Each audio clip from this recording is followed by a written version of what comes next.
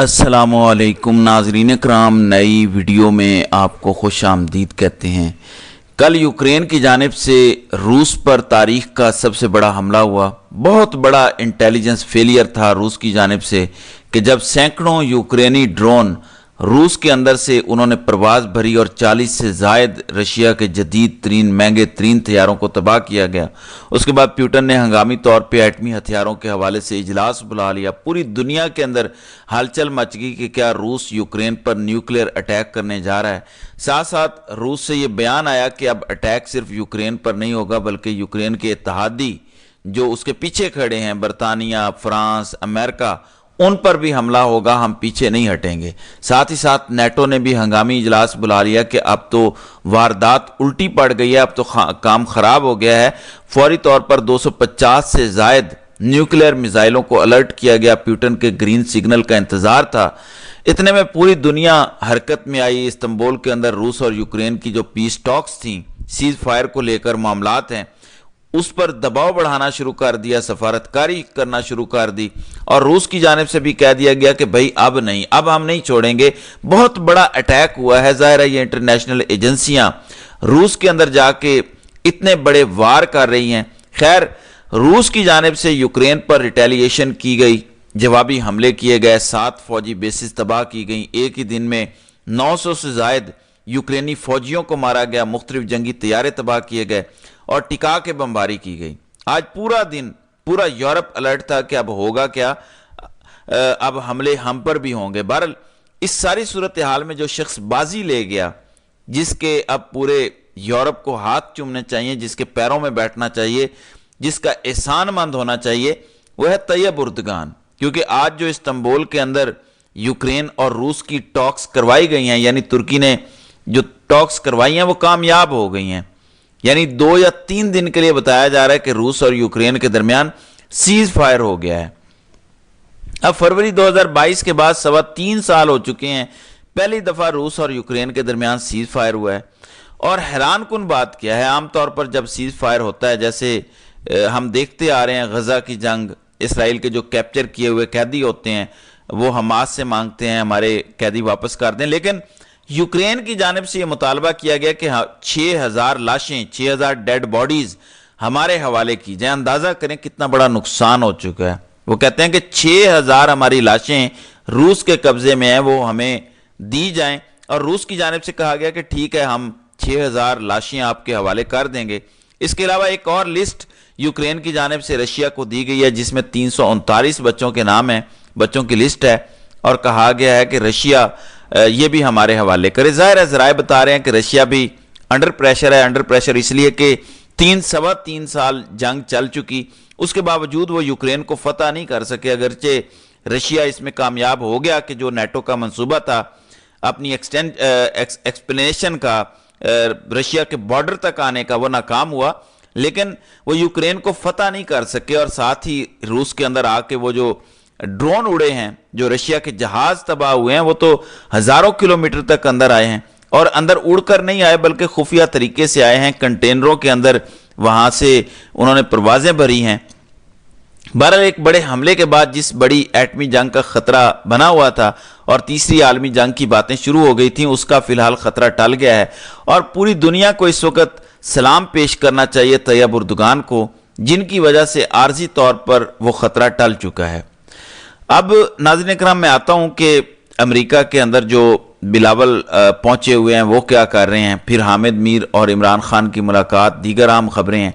लेकिन सबसे पहले सलमान अकरम राजा ने जो प्रेस कॉन्फ्रेंस की है, बहुत सख्त प्रेस कॉन्फ्रेंस थी। एक तो उन्होंने कहा कि देखो ये पीटीआई की जंग नहीं है, अगर किसी को लगता है कि पीटीआई की है, ये नहीं है, ये आम लोगों की जंग है, आम पाकिस्तानियों की जंग है, आम पाकिस्तानियों के गिरेबान पर हाथ डाला गया है। लोग अपने लिए निकलें, लोग अगर चाहते हैं कि वो इंसान के बच्चों की तरह जिंदगी जिएं तो लोगों के मुस्तकबिल का मसला है, पीटीआई के मुस्तकबिल का मसला नहीं है। उन्होंने कहा कि वोट पर हमले का मतलब यह होता है कि अवाम को पैगाम दिया जाए कि तुम इंसान नहीं हो, तुम्हारी राय की कोई औकात नहीं है, बस बहुत हो गया, हमें अब बतौर अवाम फैसला करना होगा कि हम इंसान हैं या फिर भेड़ बकरियों का रेवड़ हैं, हम कब्रिस्तान में पड़ी लाशें हैं या जिंदा इंसान हैं। कल एक बार फिर से हमें एक चैलेंज दिया गया कि पाकिस्तानियों کیا تم انسان ہو یا جانور، تم زندہ ہو یا مردہ، غلام ہو یا آزاد لوگ؟ تو انہوں نے کہا کہ 8 فروری کے بعد ملک میں جمہوریت نہیں، ڈکٹیٹرشپ ہے، ملک میں اس وقت فسادیت اور بربریت ہے، کوئی گھر اس جبر سے محفوظ نہیں، عدلیہ آزاد نہیں، ججز اس نظام کے سامنے سر جھکائے کھڑے ہیں، کوئی جج 8 فروری کے الیکشن سے دھاندلی کے کیسز کا فیصلہ کرنے کی جرت نہیں کر رہا، پی سی او پر حلف لینے والوں کو ٹریبیونلز میں جج لگا دیا گیا ہے، اس نظام میں سچ کا سامنا کرنے کی ہمت نہیں ہے، یہ جھوٹ اور فریب کا نظام ہے، یہ ظلم اور کفر کا نظام ہے۔ آپ نے اور ہم نے فیصلہ کرنا ہے کیا ہم اس ظلم اور کفر کے سامنے سر جھکا لیں یا آواز بلند کریں۔ ریاست اور عوام کے درمیان رشتہ توڑ دیا گیا ہے، ریاست اور عوام کے رشتے پر پہلا حملہ 8 فروری کو ہوا، کل وہی عمل دہرایا گیا۔ تو اندازہ کریں انہوں نے بڑے واضح بات کر دی، لوگوں آپ نے خود فیصلہ کرنا ہے، عمران خان کے لیے نہ نکلو، پی ٹی آئی کے لیے نہ نکلو، تم اگر جانور نہیں ہو، تم اگر آزاد ہو، تمہارے اندر کوئی غیرت ہے تو پھر اپنے لیے نکلو، اپنا فیصلہ خود کرو۔ ملک کے اندر نہ قانون ہے، نہ عدالتیں ہیں، نہ جمہوریت ہے، تو یہ صورتحال بنی ہوئی ہے۔ پھر ایک خبر یہ ہے کہ ایک تو جب آرمی چیف کوئٹہ تھے تو ذرائع بتا رہے ہیں کہ آرمی چیف سے ایک خاتون نے بڑے سخت سوالات کیے اور انہوں نے کہا کہ یہاں پر پورا نظام فوج چلاتی ہے، اور یہ سچ ہے، اور وزیر اعظم صرف نام کا وزیر اعظم ہے، جس پر آرمی چیف نے کہا یا خاتون کو جواب دیا کہ میرے باس وزیر اعظم ہے، یعنی میرا باس شہباز شریف ہے، میں انہی سے آرڈرز لیتا ہوں۔ اس میں کتنی سچائی ہے وہ سبھی جانتے ہیں۔